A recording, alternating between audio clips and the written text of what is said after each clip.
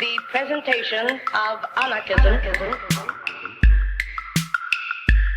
as social philosophy which aims at the emancipation, economic, social, political, and spiritual of the human race. The emancipation. Anarchist Essays is brought to you by Loughborough University's Anarchism Research Group. For more information on the ARG, see the link in the show notes or follow us on Twitter at ARGLBORO.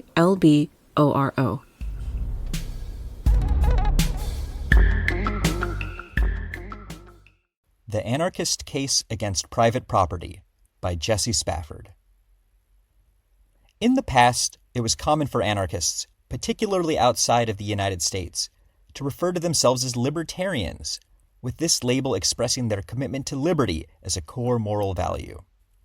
However, today, libertarianism is generally used to refer to a very different social movement.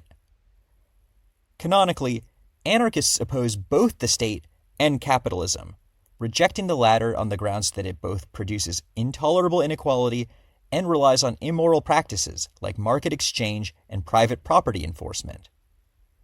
By contrast, libertarians, while sharing the anarchist skepticism of the state, take capitalism to be morally unobjectionable. On their view, people have the power to establish moral property rights over unowned land and resources. These rights, in turn, license property owners to freely exchange their goods with one another, with any resulting inequality being the just outcome of capitalist acts between consenting adults. In short, anarchists and libertarians agree about the state, but disagree about private property. The suggestion here will be that the anarchists are correct. More specifically, their position has the theoretical virtue of greater consistency, as rejection of private property follows from the shared anti-state commitments that unite libertarians and anarchists. Thus, anyone who accepts these anti-state commitments should also conclude that there are no moral property rights.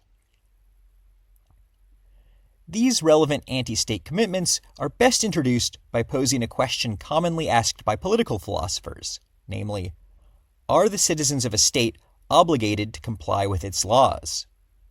In other words, if your government passes a law, say, banning the sale and consumption of tobacco products, do you now have a moral duty to refrain from smoking?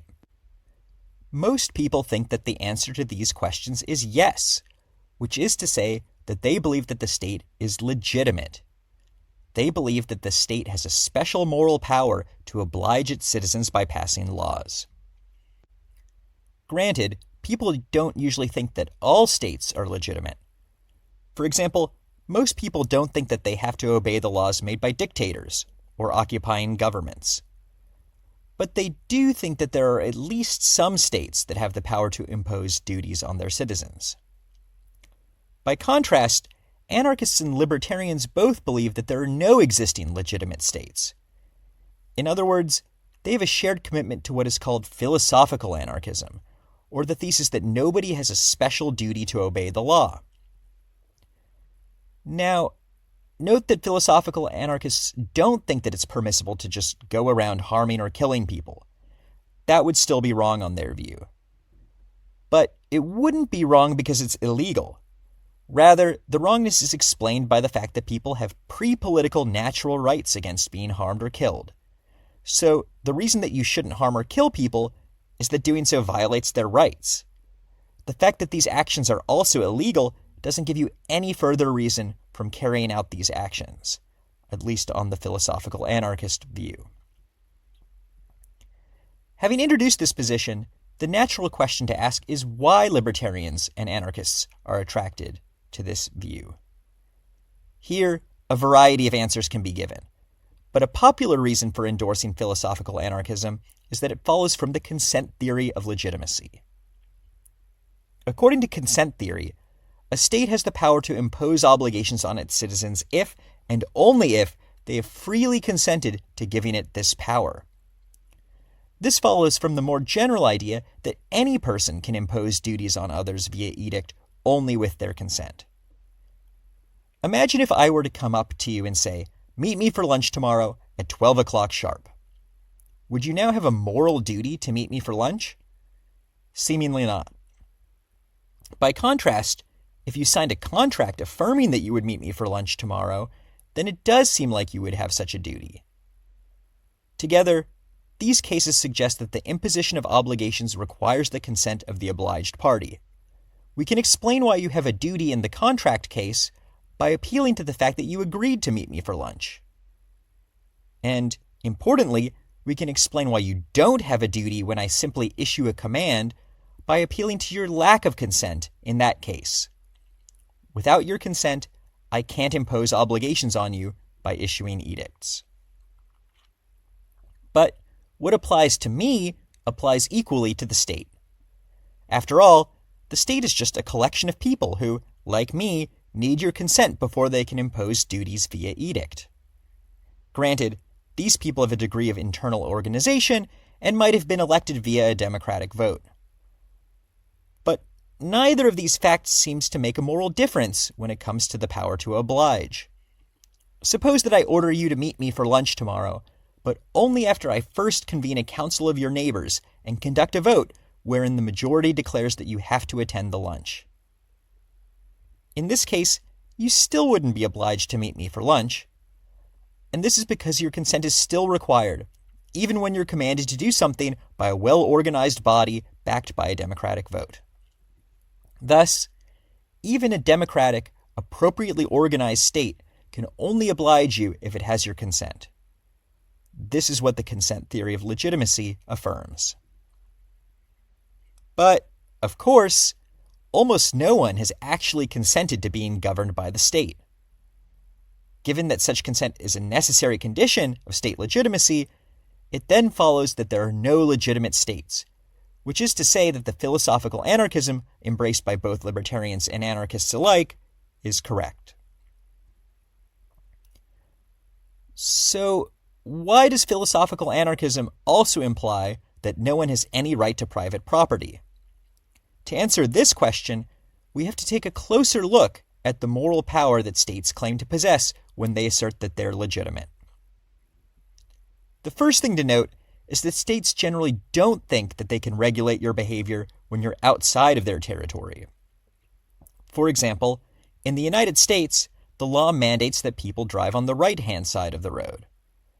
Thus, if the U.S. government is legitimate, then all American citizens have a duty to obey this law. However, even granting this legitimacy, no one thinks that U.S. citizens must drive on the right-hand side of the road, even when they're in Japan or the United Kingdom. Rather, a legitimate state's power to oblige stops at its borders. The second thing to note is that when a state claims to be legitimate, it is asserting that it has the power to oblige everyone within its borders, not just its own citizens. Thus, if the United States were legitimate, then visitors from Japan and the United Kingdom would be obligated to drive on the right-hand side of the road, even though they're not American citizens. Further, these visitors would have this obligation even if the relevant traffic laws were enacted long before they ever set foot in the country. In short, the state claims to possess what might be called territorial legitimacy, the power to impose conditional obligations on everyone such that anyone who enters a particular geographic region becomes obligated to comply with the state's laws. For example, if a territorially legitimate state outlaws smoking tobacco, then all persons have an obligation to refrain from smoking if they enter that state's territory. Given that states claim to possess territorial legitimacy, it's this power to which the consent theory of legitimacy should be taken to apply. In other words, states acquire the power to impose conditional obligations on persons only if everyone has consented to being governed in this way. And, again, it then follows that states lack territorial legitimacy because people have not, as a matter of empirical fact, given their consent. But what does this mean for private property? Suppose that someone successfully appropriates some piece of unowned land, such that she acquires property rights over it. When she appropriates land from the commons in this way, she's actually giving herself a cluster of moral rights over that land. First, she acquires claims against other people coming onto that land, such that they wrong her if they trespass. Or, to put this point another way, her ownership gives others a duty to stay off of her land. Second, she acquires the power to discretionarily waive these claims and the correlative duties. This waiving gives others a permission to come on the land when they previously had a duty to stay outside its borders. And, crucially, the landowner can give people conditional permissions to enter her land. For example, she might say that people can come on her land only if they refrain from smoking tobacco products. Now, suppose she issues this edict. What does that mean for everyone else, morally speaking? It means that they have an obligation to refrain from smoking if they are within the property owner's land. If they're outside of her property, they're permitted to smoke. And they're permitted to enter her land if they don't smoke. But if they smoke while on her land, they wrong her because they haven't met the necessary condition that waives their duty to stay off the land. In other words, when a landowner issues an edict like, "You can come on my land if you don't smoke," she is imposing a conditional obligation on everyone else. Specifically, all other persons now have an obligation not to smoke if they are within her own territory. But note that this is the exact same moral power that states claim when they assert that they're territorially legitimate. Recall that a territorially legitimate state can, by issuing edicts, impose obligations on people conditional on them being within a particular geographic region. But now we see that property owners are equally able to impose obligations on others conditional on those others being within some geographic region. Thus, anyone who owns land is territorially legitimate in just the same way that states purport to be. This brings us back to the consent theory of legitimacy. If you're a consent theorist, you think that territorial legitimacy can only be established with the consent of the governed. A person has to give her consent before others gain the power to oblige her by issuing edicts. However, if territorial legitimacy requires consent, and property rights give owners territorial legitimacy, then it follows that property rights can only be established with everyone else's consent. Consistency therefore demands that anarchists and libertarians who hold a consent theory of state legitimacy must also hold a consent theory of private property. But, of course, no one has actually consented to the establishment of private property. Rather, all of the legally owned land was simply seized long before most of us arrived on the scene.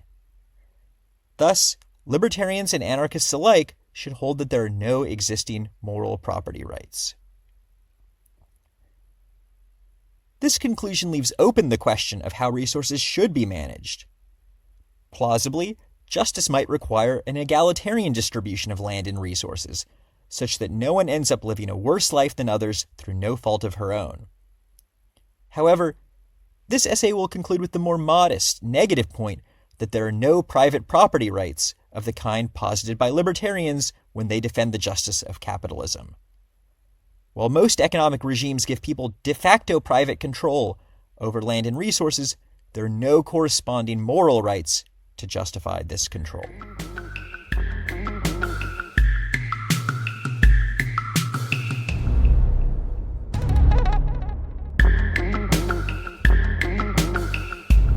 Thank you for listening. To help others find Anarchist essays, please rate and review us wherever you find your podcasts.